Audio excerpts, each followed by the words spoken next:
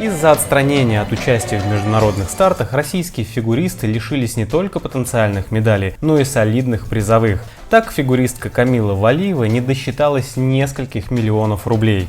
К счастью, в этом вопросе очень грамотно сработала Федерация фигурного катания России. Доходы лидеров сборной даже выросли по сравнению с прошлыми сезонами, а некоторые фигуристы в другой ситуации о подобных деньгах и мечтать не могли. Российских фигуристов просто завалили деньгами. Давайте разберемся, кто же заработал больше всех денег. Ни для кого не секрет, что фигуристы охотно выступают в коммерческих проектах и различных телешоу, что приносит им основную долю доходов. Однако в этом году организаторы внутренних турниров по фигурному катанию подготовили спортсменам приятный бонус – солидный призовой фонд, почти ничем не уступающий зарубежным турнирам. Причем заработать можно было на каждом старте, а конкуренция в большинстве видов гораздо ниже, чем за рубежом. Исключением можно назвать разве что женское одиночное катание.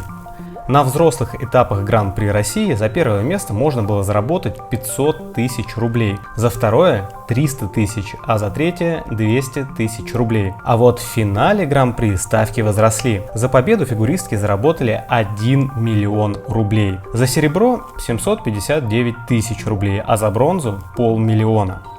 Если учитывать, что Гран-при – это преобразованный Кубок России, то призовые кажутся просто космическими. Тем более раньше за успехи на этих соревнованиях вообще ничего не платили. Из всех участников Гран-при больше всех заработала Камила Валиева. 1 миллион 750 тысяч рублей. На чемпионате России фигуристы, выигравшие золото, получили 2,5 миллионов рублей. За второе место причиталось 1,5 миллиона, а за бронзу 1 миллион рублей. И опять стоит напомнить, что до недавнего времени официальных призовых за медали чемпионатов вообще не было предусмотрено. Турнир был отборочным на чемпионат Европы и мира, где можно было неплохо заработать в случае успешного выступления.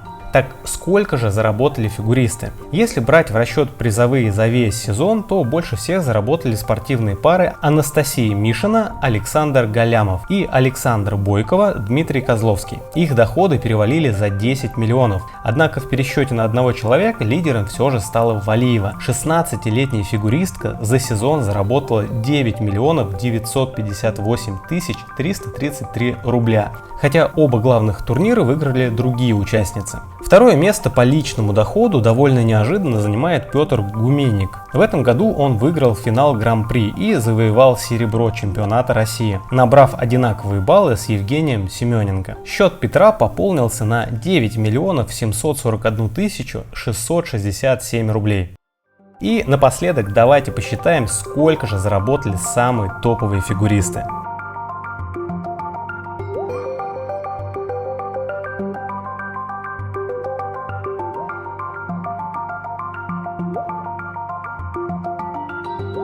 Приглашаем вас в комментарии и написать свое мнение. Я уверен, что вам есть что сказать. Если видео вам понравилось, поставьте лайк. Это очень мотивирует стараться для вас и дальше. И если еще не подписались, то вы точно знаете, что делать.